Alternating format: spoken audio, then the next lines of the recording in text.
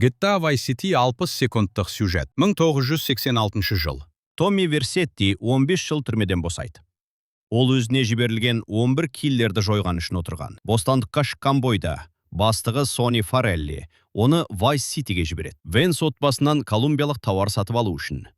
Бірақ келісім бұзылып, белгісіз топ шабуыл жасайды. Бәрі қырылады. Тек Томми мен Ленс тірі қалады. Сони ашуға булығып, Томмиден жоғалған ақша мен тауарды қайтаруды талап етеді. Томми амалсыз қылмыс әлеміне кіріп, полковник Хуан Кортеспен жұмыс істей бастайды. Осы уақытта Ленс Томмиге бірігіп, шабуылды ұйымдастырғандарды табуды ұсынады. Көп ұзамай Кортес қастандықты ұйымдастырушының атын атайды. Рикардо Диас. Томми мен Ленс Диасты өлтіріп, оның сарайын тартып алады. Осыдан кейін Томми жүгіруші бала болудан шаршап, өз қылмыстық империясын құруға кіріседі.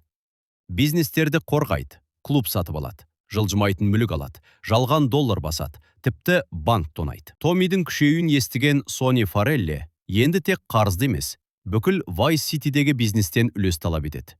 Бірақ Томми бас тартқандықтан Сони қаланың өзіне келеді. Томми қарызды қайтару үшін 3 миллион жалған доллар дайындайды. Бірақ Ленс сатқындық жасап, бұл ақпаратты Сониге айтып береді. Финалдық шайқас Томмидің сарайында өтеді. Ленс ашық сатқындық жасайды.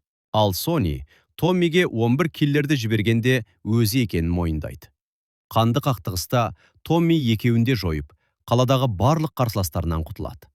Енді Vice City толықтай Томми Версеттидің қолында.